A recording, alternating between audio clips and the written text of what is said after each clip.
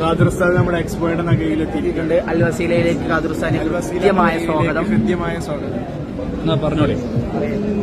പരിശുദ്ധമായ മസ്ജിദ് നബവിയുടെ നബി തങ്ങളുടെ കാലത്തുള്ള മദീന പള്ളിയുടെ രൂപമാണ് നമ്മളിവിടെ ചിത്രീകരിച്ചിട്ടുള്ളത്. ഇതിനോട് ചേർന്ന് നിൽക്കുന്നത് നബി ഞങ്ങളുടെ ഭാര്യമാരുടെ വീടുകളാണ്, ഉമ്മഹാത്തുൽ മുഅ്മിനീങ്ങളുടെ വീടുകളാണ്. ഓരോരുത്തരുടെ വീടുകൾ ആരതൊക്കെയാണ് നമ്മളിവിടെ രേഖപ്പെടുത്തിയിട്ടുണ്ട്.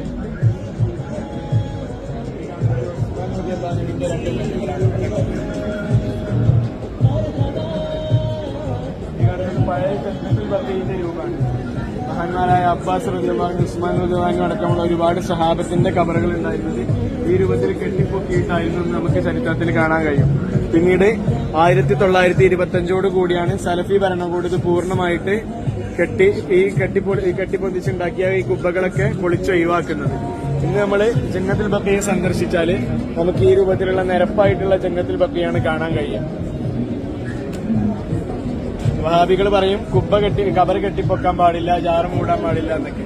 എന്നാൽ അവരുടെ വലിയ രണ്ട് നേതാക്കന്മാരായ ഇബ്നു ഖയ്യിമും അതേപോലെ ഇബ്നു തൈമിയയുടെയും ഖബറുകൾ ഉള്ളത് ഇന്ന് സിറിയയിൽ ദമസ്കസിൽ ഈ രൂപത്തിൽ കെട്ടിപ്പൊക്കിയിട്ടാണ്.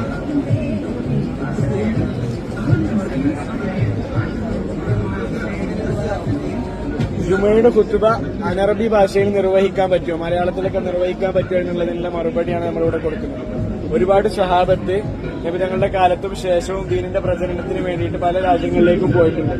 അവരൊക്കെ ദഅവത്തിന് വേണ്ടിയിട്ട് ട്രാൻസ്ലേറ്റർമാരെ ഉപയോഗിച്ചിട്ടുണ്ടെങ്കിലും ജുമയുടെ ഖുത്ബ നിർവഹിക്കാൻ അവര് അറബി ഭാഷ മാത്രമാണ് ഉപയോഗിച്ചിട്ടുള്ളത്. അപ്പൊ ജുമയുടെ ഖുത്ബ അറബിയിലെ നിർവഹിക്കാവൂ എന്നുള്ളതിന്റെ മാർഗമാണ്, രൂപമാണ് നമുക്ക് സ്വഹാബത്ത് കാണിച്ചു തന്നിട്ടുള്ളത്. ഈ കാണുന്നത് ജംഉൽ ഖുർആന്റെ രൂപമാണ്.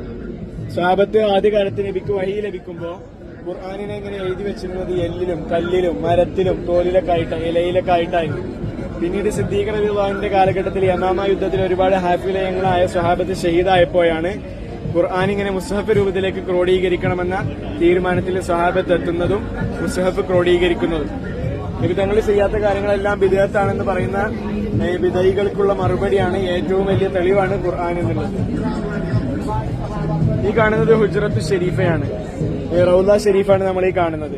നബി സല്ലല്ലാഹു അലൈഹി വസല്ലം തങ്ങളെ നമ്മൾ സിയാറത്ത് ചെയ്യാൻ വേണ്ടിയിട്ട് പോകുമ്പോൾ ഈ ഗ്രില്ലിന്റെ പുറത്ത് ഭാഗത്ത് നിന്നാണ് നമ്മൾ സിയാറത്ത് ചെയ്യുക. അതിലൂടെയുള്ള ആ ഹോൾസിലൂടെ നമ്മൾ നോക്കിയാൽ നമുക്ക് കാണാൻ കഴിയും പച്ച കെട്ടാണ്. അത് മഹാനായ ഉമർ ബിൻ അബ്ദുൽ അസീസ് റളിയല്ലാഹു അൻഹു ഉണ്ടാക്കിയ പച്ചക്കെട്ട്, ഈ പഞ്ചാകൃതിയിലുള്ള പഞ്ചകോണത്തിലുള്ള ഒരു കെട്ടാണിത്. അതിന്റെ ഉള്ളിൽ കാണുന്നതാണ് ആയിഷ ബീവിയുടെ വീട്. ഈ ആയിഷ ബീവിയുടെ വീട്ടിൽ വെച്ചിട്ടാണ് നബി സല്ലല്ലാഹു അലൈഹി വസല്ലം തങ്ങൾ രോഗിയാവുന്നതും വഫാത്താവുന്നതും അവിടെ വെച്ച് തന്നെയാണ് മറവ് ചെയ്യുന്നതും. ആദ്യം കാണുന്നത് നബി സല്ലല്ലാഹു അലൈഹി വസല്ലം തങ്ങളുടെ ഖബറാണ്. പിന്നീട് കാണുന്നത് സിദ്ദീഖ് റളിയല്ലാഹു അൻഹുവിന്റെ ഖബറാണ്. പിന്നീട് കാണുന്നത് ഉസ്മാൻ റളിയല്ലാഹു അൻഹുവിന്റെ ഖബറാണ്. പിന്നീട് കാണുന്നത് ഉമർ റളിയല്ലാഹു അൻഹുവിന്റെ ഖബറാണ്. ഈ രൂപത്തിലാണ് റൗദ ഷരീഫിന്റെ ഉൾവശം നിലകൊള്ളുന്നത്. നമ്മളിവിടെ ആവിഷ്കരിച്ചിട്ടുള്ളത് നബിമാരുടെ അംബിയാ മുർസലീങ്ങളുടെ മുഅ്ജിസത്തുകളാണ്. നമുക്കറിയാം നബി സല്ലല്ലാഹു അലൈഹി വസല്ലം തങ്ങൾ സൗർ ഗുഹയിൽ നിന്ന് രക്ഷപ്പെട്ട സംഭവം, അതേപോലെ മൂസാ നബി അലൈഹി സ്വലാം കടൽ പിളർത്തിയ സംഭവം, നൂഹ് നബി അലൈഹി സ്വലാം കപ്പലുണ്ടാക്കിയത്, നബി സല്ലല്ലാഹു അലൈഹി വസല്ലം തങ്ങൾ മക്കയിലെ മുശ്രിക്കീങ്ങളെ വെല്ലുവിളിച്ചുകൊണ്ട് ചന്ദ്രനെ പിളർത്തിയ സംഭവം, യൂനുസ് നബി അലൈഹി സ്വലാം മത്സ്യം വീങ്ങിയപ്പോ മത്സ്യത്തിന്റെ വയറ്റിൽ നിന്ന് രക്ഷപ്പെട്ട സംഭവം, യൂസുഫ് നബി അലൈഹി സ്വലാം കിണറിൽ നിന്ന് രക്ഷപ്പെട്ടുകൊണ്ട് മിസ്രിന്റെ രാജാവായ ചരിത്രം, ഇതൊക്കെയാണ് ഈ മുഅ്ജിസത്തുകളൊക്കെയാണ് നമ്മളിതിൽ ഉൾപ്പെടുത്തിയിട്ടുള്ളത്. വഹാബികൾ വ്യാപകമായി തെറ്റിദ്ധരിപ്പിച്ചിട്ടുള്ള ഒരു സംഗതിയാണ് നിസ്കാരത്തിൽ കൈകെട്ടേണ്ട രീതി എന്നുള്ളത്.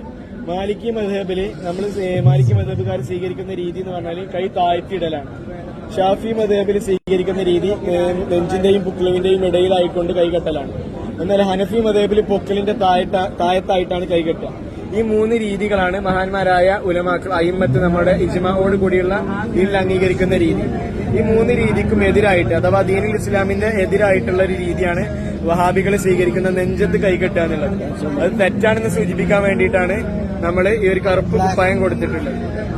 നബി സല്ലല്ലാഹു അലൈഹി വസല്ലം തങ്ങളെ കുറിച്ച് അത് പറയാൻ പറ്റുമോ, പാടാൻ പറ്റുമോ എന്നുള്ളതിനുള്ള തെളിവാണ് നമ്മളിവിടെ കൊടുത്തിട്ടുള്ളത്. ഹസ്സാൻ റളിയല്ലാഹു അൻഹു വേണ്ടിയിട്ട് നബി തങ്ങളെ മദീന പള്ളിയിൽ ഒരുക്കി കൊടുത്ത മിമ്പറാണ് നമ്മളിവിടെ കാണുന്നത്. നബി സല്ലല്ലാഹു അലൈഹി വസല്ലം തങ്ങളെ നിരന്തരമായി പുകഴ്ത്തി പാടിയിരുന്ന ഹസ്സാൻ റളിയല്ലാഹു അൻഹു നബി തങ്ങൾ ഉണ്ടാക്കി കൊടുത്തതാണ്. നബി സല്ലല്ലാഹു അലൈഹി വസല്ലം തങ്ങളെ പിന്നീട് പുകഴ്ത്തിയിരുന്നത് ഹസ്സാൻ റളിയല്ലാഹു അൻഹു ഈ മിമ്പറിൽ കയറിയിട്ടായിരുന്നു. അബ്ബാസ് റളിയല്ലാഹുവിനും ഹസ്സാൻ റളിയല്ലാഹുവിനും ഒക്കെ നബിതങ്ങളെ കുറിച്ച് പുകഴ്ത്തി പാടിയ കവിതകളാണ് നമ്മൾ അവിടെ കാണുന്നത്. നമ്മുടെ നാട്ടിലെ വഹാബികൾ പറയും മൗലിദ് ആഘോഷിക്കാൻ പാടില്ല, മൗലിദ് ചെല്ലാൻ പാടില്ല, നബിദിനം ആഘോഷിക്കാൻ പാടില്ല. നമ്മുടെ ഈ നാട്ടിൽ ഇന്ന് ജീവിച്ചിരിക്കുന്ന വഹാബികള് സുഹൈർ ചുങ്കത്തറ മൗലവി, അതേപോലെ ഹുസൈൻ മടവൂര്, അതേപോലെ അബ്ദുള്ള മൗലവി ചുയേലി അടക്കമുള്ള അവരുടെ പ്രഭാഷകര് മീലാദ് പ്രഭാഷണ പരമ്പരയിൽ പ്രഭാഷണം നടത്തിയതിന്റെ നോട്ടീസാണ് നമ്മളാ കാണുന്നത്. അവർക്ക് വരെ ഈ വിഷയത്തിൽ ഈ അടുത്താണ് വ്യതിചലനം വന്നത് എന്നാണ് നമുക്ക് ഇതിൽ നിന്ന് വ്യക്തമാകുന്നത്.